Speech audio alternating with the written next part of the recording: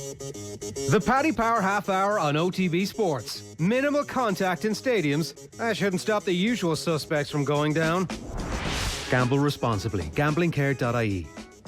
All right, you are very welcome along to this week's edition of the Paddy Power Half Hour. It's Gilroy with you in studio. Every Friday afternoon at 1:30, we're going through every single Premier League game of the weekend and telling you what's happening and why. With us, as ever, in studio, it's Donegal's answer to Franz Beckenbauer and Coll, who's calling it every Friday afternoon. Franz Beckenbauer, that's an interesting one. I've never been referred to as a defender before. Are you not a defender? I thought you were like a kind of laconic stroller, not that interested in what's going on until the ball's near you type of defender. A nifty winger, Jay. No way. But you're like a foot too tall to be a nifty winger. Well, so I mean, it's a good job I'm not playing at a high standard then, isn't it? Exactly. Remotely, this week's pointy-headed odds compiler from Paddy Power is Jason Murphy. Jason, how are you? Very good, thanks. If I was to be compared to anyone, it's normally Titus Bramble. Brilliant one week, ridiculous the next. Titus Bramble's a big man. Yeah, probably hard to see in the chair here, but it's 6'3", but like Enda there, I'm shrinking a bit as well. It's inevitable with age, really, isn't it? All right, every week we're going to pick a few bets that we want to get odds on because we're specifically interested in them. We started this last week, and Enda, do you want to brag about what you asked for and what happened? Yes, Harry Kane. Well, I mean, it was a pretty obvious one. Harry Kane and Son have this ridiculous relationship at the minute. Harry Kane's turned into a number 10, and I asked for a odds on Harry Kane to assist Kane, or Harry Kane to assist Son for a goal. 5-1, and it came out. It came out in the first 50 put money seconds. On it. I didn't put money on it. Look. Does it matter? Does it count if it? No, it does, because you told the whole point of watching this show is to get some little bit of insight, a little bit of recommendation, and that bet came up after 50 seconds as well, which is my favourite type of bet where it's over and you don't have to wait till the end for something to happen. So this week, just for reference, Enda's asked for a team to give up a 3-goal lead, Aston Villa to get top 4 and Spurs to win the league. Are we going to do this now? Do you want to do this now? Yeah, do you want me to explain it why? Yeah, go on. So obviously last week, in that exact same game, Tottenham give up a 3-goal lead. That's not the first 3-goal lead that's been given up this year. Chelsea give up one against West Brom, and there's been a couple of these across the season so far. So I do think there's a potential. Without the fans, there just seems to be this unholy amount of goals in the Premier League. So I do think that's an option. Aston Villa, flying form, unbeaten so far. Can they go again against Leeds this weekend? Not unbeaten. They've won every single game, Enda. They've won every single game.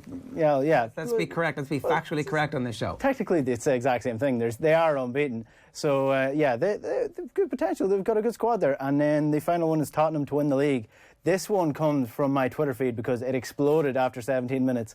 3-0 up with football fans, football writers, everyone saying Tottenham are going to win the league. And they're not a bad shout.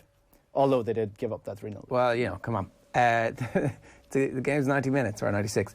So Jason, a team to give up a 3-goal lead. This is quite random and I'd say a big enough price, is it? Yeah, it didn't actually happen occur last season. I know it has happened a couple of times already this season. We've priced it up for this weekend for any of the 10 Premier League games for the team to come from 3 goals behind and avoid defeat. We've gone with what we think is a fair bet, 50-1. Like I say, it didn't happen last season, but it's happened a couple of times this season. And what will feed into it this season is the increase in goals makes it more likely for it to happen.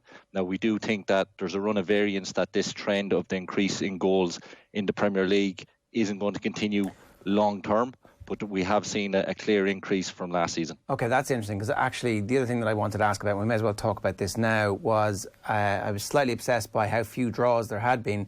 Didn't talk about it on last week's show, and at one point was going to say, whatever you do this weekend, don't back the draw, there's been no draws. And then there were more draws last weekend than there had been up to that point, including every single game. So more draws in one weekend than there had been in the previous 4 match days. 6 draws last weekend. Is that the textbook example of regression to the mean, or what the hell is going on here?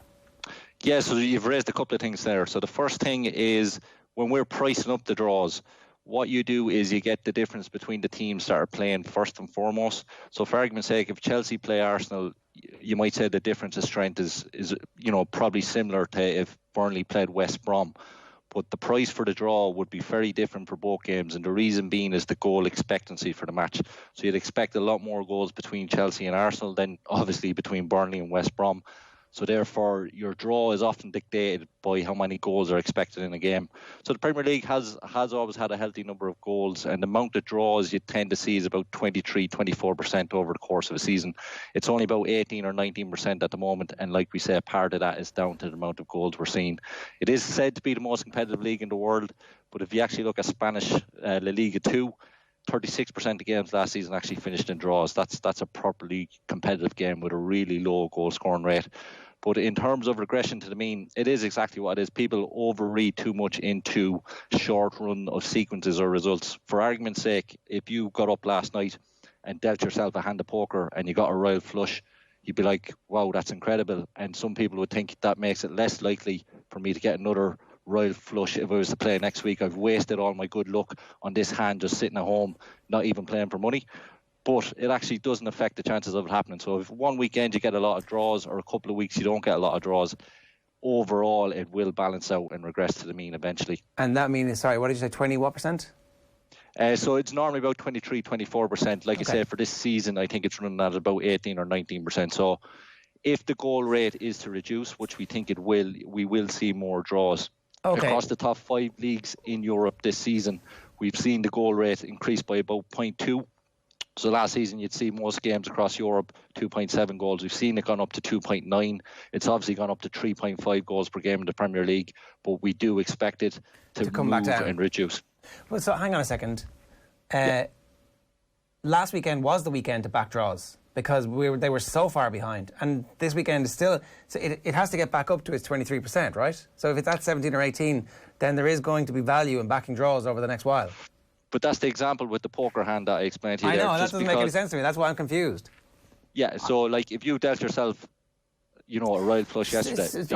I get that, but what we're saying is over the long form, 23% is where the draws should come in over the course of the season. But we're behind that at the moment, so at some point we're going to have to catch up. The market will have to correct. At some point.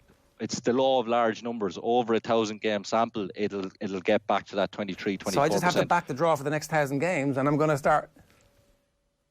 Well, this is it. But so you when you're pricing up a game, you can say, like the example I gave you, Chelsea against Arsenal or Burnley against West Brom. We decide what is the rating of the strength between the teams, but we then factor in what is more specific to it, who's missing from the game. Okay. If Aubameyang was missing, we're expecting less goals in that Arsenal game. Makes sense. Therefore, we go a shorter price on the draw for that. That all makes sense. Okay, so what was our Twitter poll today? Our Twitter poll was, will Liverpool still win the league without Virgil van Dijk? And people coming in favour of, yes, they still have enough. Is this the worst injury of the year so far? Is the worst injury that has ever happened here? That's a bigger question, because you would think it is by the sounds of Liverpool fans. Liverpool fans had a poll, they had their own petition running to get it discussed in Parliament whether Pickford and Richarlison should be banned for the rest of the season. I mean, obviously that's how serious this injury is. Obviously they should. In terms of moving the market, did it move the market significantly? It did. In terms of the outright prices, it certainly did. So Man City, we have them 8-11 at the moment. We've Liverpool 23-10 and Tottenham 14-1. Based on that result at Everton, if Van Dijk comes off the game and he's fit, but they've drawn 1-1, we reckon Liverpool will be about 15-8. We have them at 23-10 at the moment. There's other markets, other bookmakers have them a bigger price, and we don't mind saying that. We think it's an overreaction. He does reduce their chances of winning the league to about 7 or 8% over the course of the season. Okay. Were City still favourites before the injury? Before the injury, there would have been, yes. Okay. Yes, there would have been. With us, there would have been, yes. Okay, so it hasn't moved the market that much, but it has moved them significantly enough. Well, like I say, it'll move it by 7 or 8% over the course of the season, which is actually quite significant. And it's a really interesting one to gauge, because if you look at them against Ajax, you can see the significant impact in terms of what he'd move it. The price, he'd moved it about 10% for that Ajax game. But when Fabinho and Matip or Gomez, whoever it is long term, develop a partnership, the effect it has on each game for Liverpool going forward reduces to maybe making them 6 or 7% worse, maybe after Christmas if they sign a new player.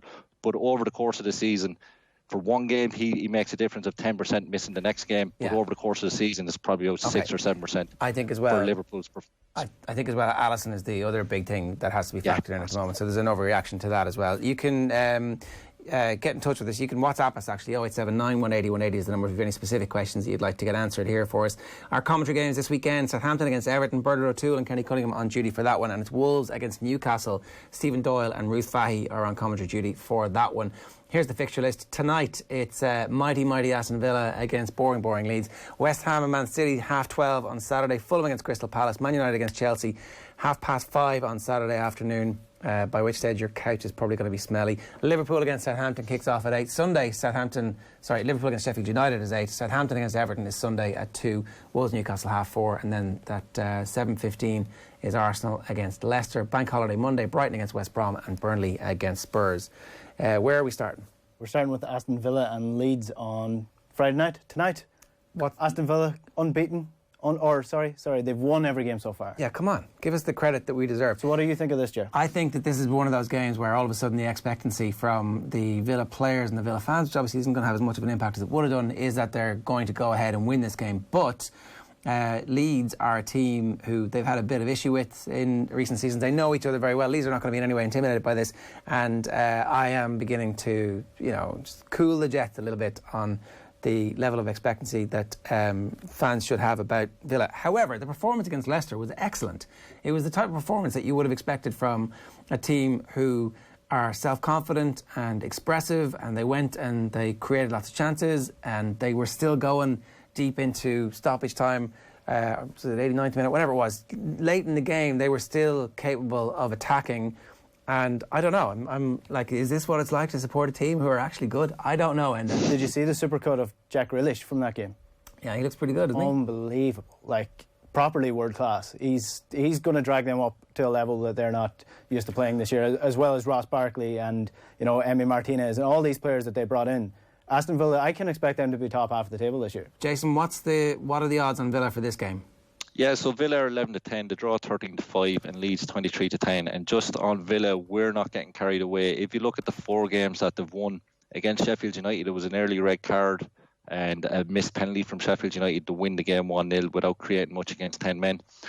If Chowdhury switches on for the last minute of last week, Barkley blah, spare me this. Come on. Stop talking down, Villa. They talk down the 7 goals against the greatest defence of all time and the best team in world football. Talk that one down for me. 3 of those goals against Liverpool are just random deflections that can happen. It is a fantastic result. They deserve to win the game, but the 7-2 was an overreaction. The chances of Villa winning these first 4 games of the season was about 150-1. Woo! If they had drawn the first game, if they didn't win against Leicester, we wouldn't be talking about them the way we are. It's a massive improvement. Barkley, Ollie Watkins coming in. Okay, our 2 minutes are up. The hooter didn't sound, but our 2 minutes are up. What are the odds of Villa finishing in the top 4? Top 4, we'd have them at 10-1. What I will say, and the last point I'll make on it is, the average points total to win the Premier League is about 86, 87 points. Leicester, the year they won it, was 81 points. Yes, Liverpool and Man City drop off this season, but they're still putting up a score of 86, 87. Do you think Aston Villa, Everton are going to get an 86, 87 points this season? No, but I think there's a chance. We don't think so. I think it's possible, but we don't think so. Okay, Manchester United against Chelsea. This one is Saturday 5:30. We're eating into our time here, and to go. We are. So United went from disaster last week to probably not so bad after all in the space of 2 results, and it is just an abundance of results that Solskjaer has added to his list of pulling out big results when he is about to get sacked. It was 4-1 against Newcastle this year. In December last year, they were worst start of the season, and they ended up beating City and Chelsea before Christmas to bring them back up. Then after Christmas again, lost 2-0 to Burnley, and it was jobs on the line again. 19 games unbeaten. This is what Ole Gunnar Solskjaer is able to do. And again, his performances against the big teams in the big 6 and the likes of PSG, he just seems to get his tactics right for some reason. He just pulls them out of the air. And I think he's going to do the same again. United are in good form. They finally have an excuse to leave Harry Maguire out of the team because he's injured. And Axel Tuanzebe, he has a bit of pace. And that is what's important because Harry Maguire is so slow on the turn. Lindelof so slow. But Tuanzebe was able to keep up with Mbappe. And if he can keep up with Mbappe, he can keep up with Werner at the weekend as well. So I think United have a very good chance in this year. What are the odds? We've United 7-5, the draw 12-5, and 15-8 Chelsea to win. There is a free $5 bet for Irish customers. Just log into your Paddy Power account. If I was to use it, I'd have a look at Jorginho possibly to be carded. Since he came to Chelsea, he's been booked about every 4 league appearances, but it's more likely that he gets booked in more games than others, and this is one game in particular. He sits behind the play. When United turn the ball over in transition against Chelsea and break at pace like they did against PSG during the week, Jorginho would be clever enough, cynical enough to take a United player down. Booked in this fixture last year and should have been sent off against Sevilla during the week. So I think Jorginho to be carded is one angle to look at for this game. And what odds are that? I actually haven't got the odds here ready to go, but they will be on site if you click in and have a look. But like I said, a free fiver bet, use it on whatever you want. It will be a short price because for the reasons outlined, it's very likely to happen. But you could put it in the same game multi as well.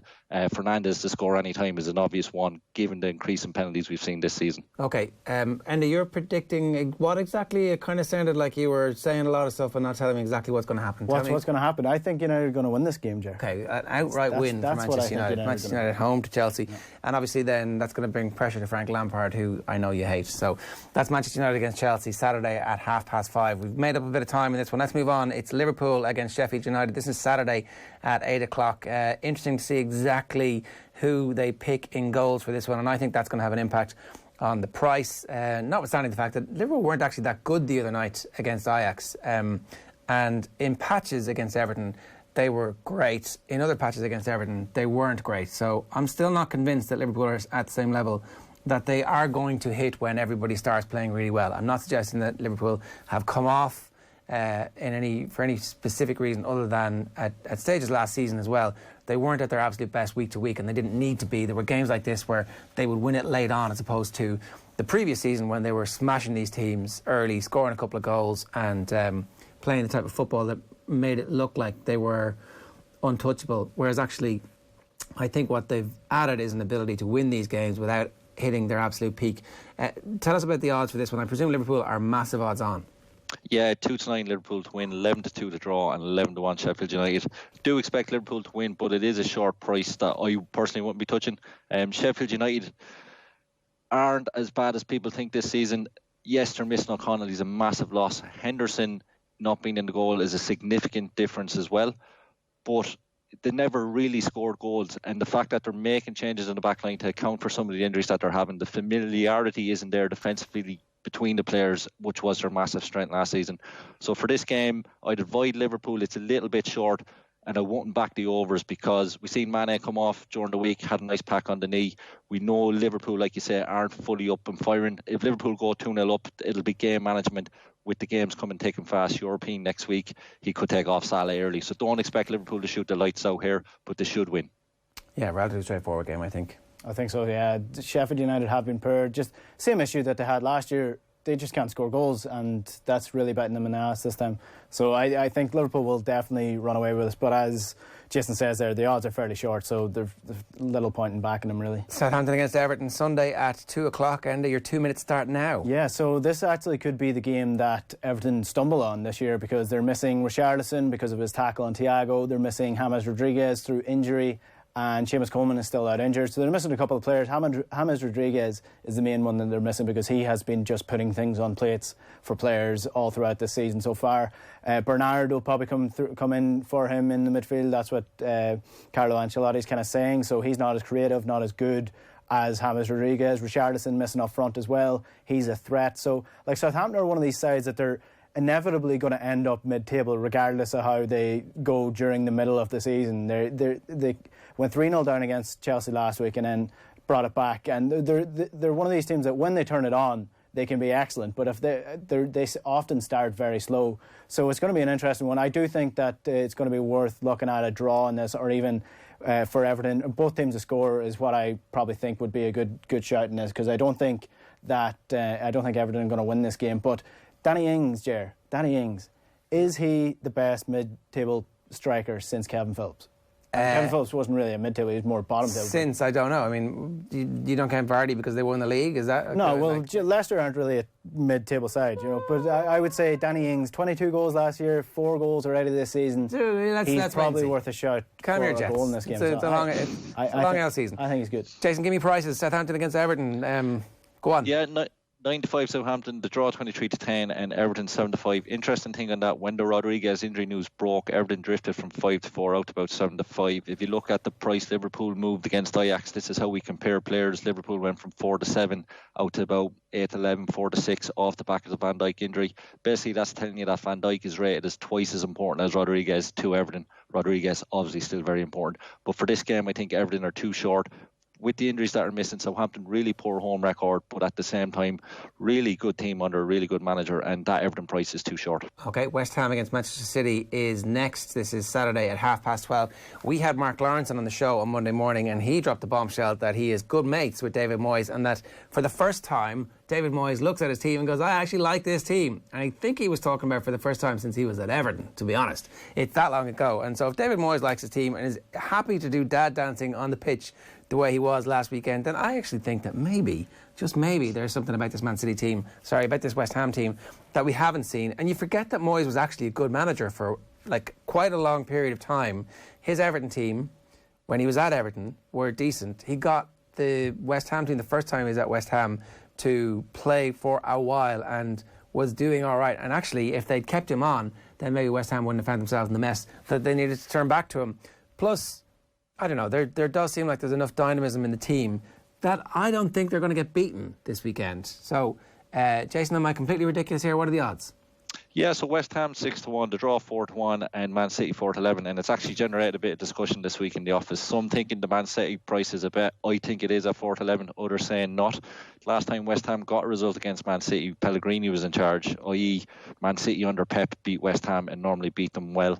One of the other traders, Brian McDonald, great insight in David Moyes, that in between jobs he actually went out to Leipzig spent a bit of time out there, and it's kind of rejuvenated his interest. And obviously the playing style he's implementing at West Ham is very interesting to watch. But I think Man City, like I said, their playing style against West Ham tends to work quite well, and the 4-11 on Man City for me is one that I'd be happy to put in my Yakas this weekend. All right, any thoughts on this, Enda, before our 2 minutes is up? 20 seconds. No, I just want to say I kind of agree with you on David Moyes. I felt sorry for David Moyes over the last couple of years because I think he took a lot of risks with his career after Everton when he didn't take much risks at all, and it really backfired. But I think he's a decent coach. He's just a bit boring. Well, his team is less boring now, certainly after that 3-all. Mikel Antonio was phenomenal. Fulham against Crystal Palace, Saturday, 3 o'clock. End your 2 minutes start now. Palace. What a game, Ger. What a game this is going to be. Fulham against Crystal Palace. Fulham are awful in defence. Crystal Palace aren't great going forward. If I were to ask you, how many goals do you expect Crystal Palace to score in a game? Like, what do you think their expected goals are going into a game? 0.75. 0.4. They have the lowest expected goals of any team in the Premier League right now. Last week against Brighton, they had one shot on target, one goal, and that's sort of been a theme for Crystal Palace over the last couple of weeks, and especially under Roy Hodgson. They're so clinical going forward that they don't actually need to have that many chances because they will take whatever chances they have, and that sort of comes with Wilfred Zaha as well. I think this is going to be a draw. I don't have a lot to say about this game because Fulham have 1 point so far. What can you say about them? They're just not great.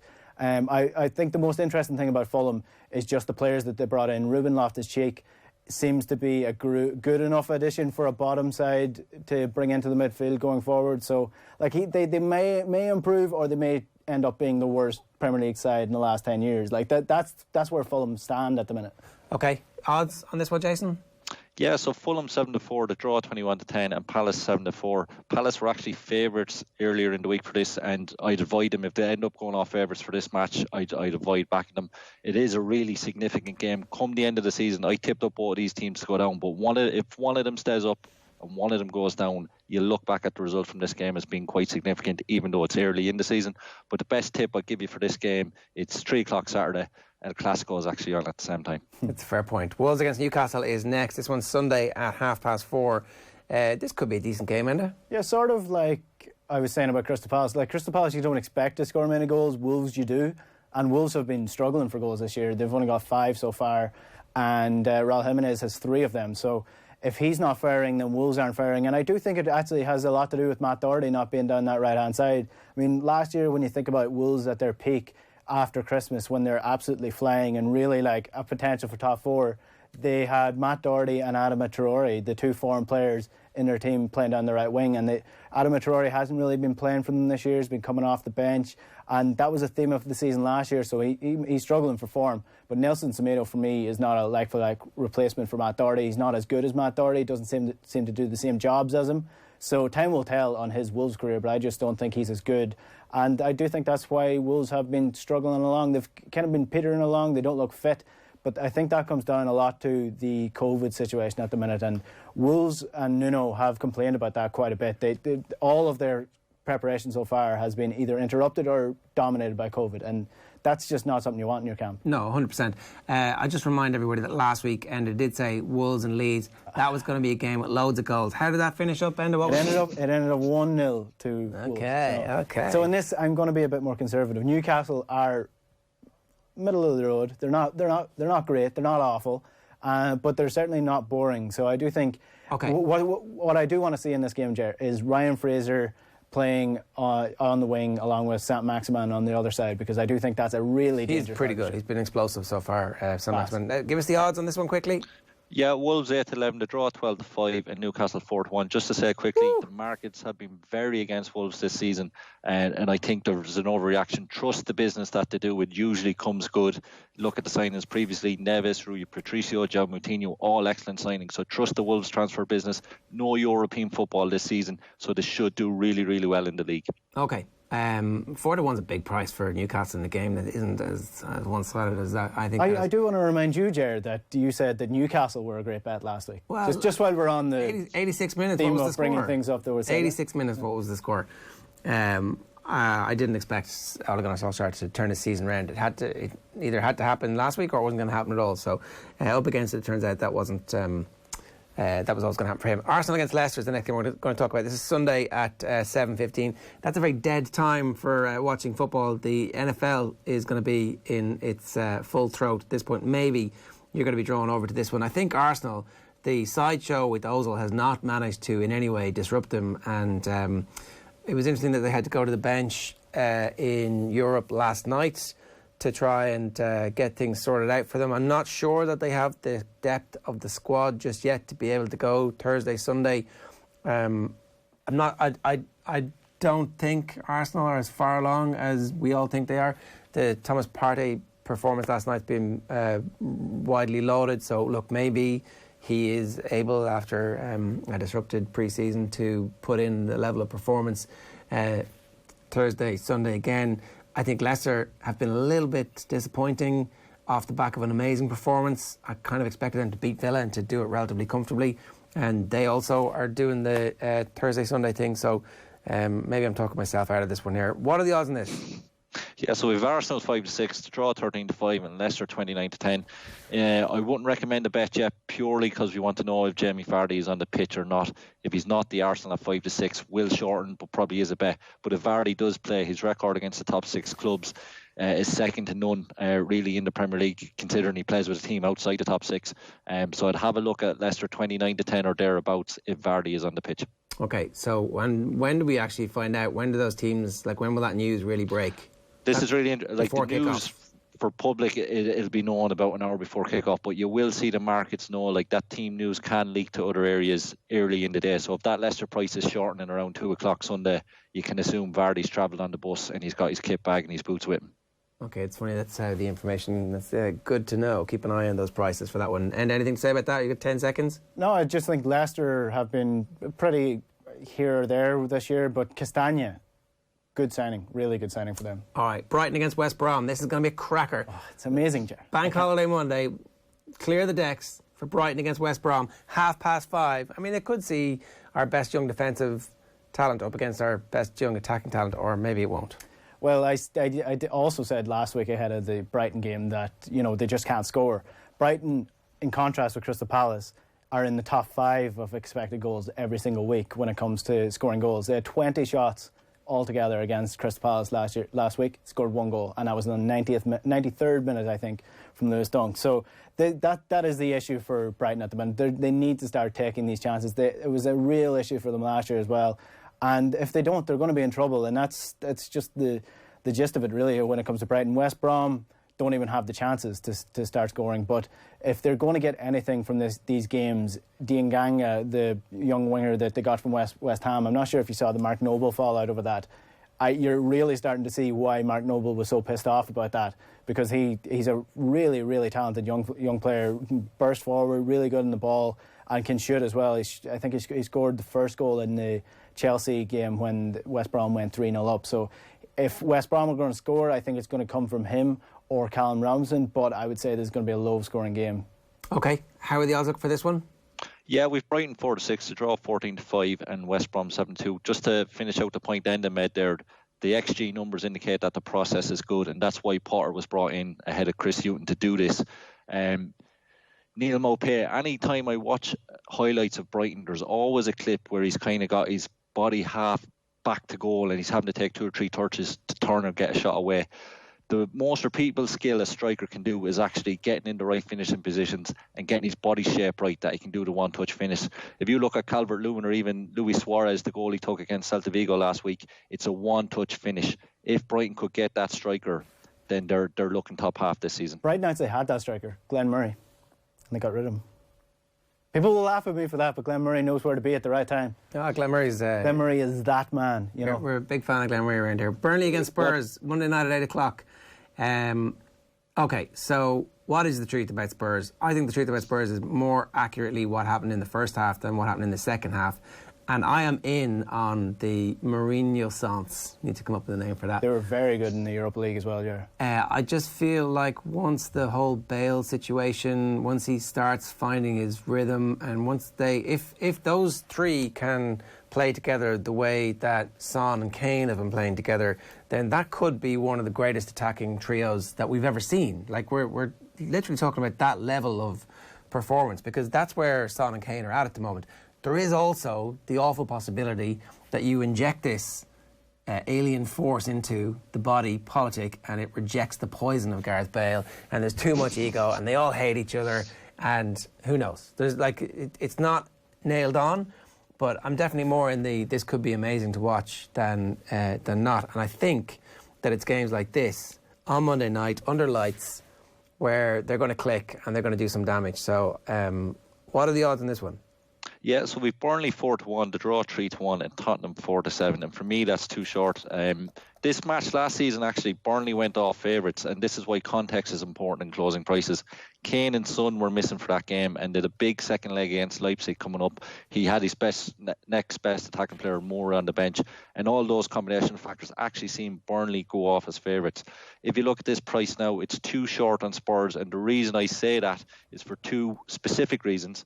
If you look at the goals that they scored against Southampton and West Ham, it's a long ball from Kane and Son has half the pitch to run into. You don't imagine them getting that kind of space against Burnley. And if you go back to the Amazon documentary, you'd look at this game last year, it was in it, and the size of that Burnley dressing room. Home advantage is reduced without the crowd, but there's other factors to home advantage, including the dressing room, and Spurs were shoehorned into the Burnley away dressing room compared to what they're normally used to at their brand new stadium. Breathing so COVID fumes all over each other. That's the problem. Stay away from me, I don't want to do COVID.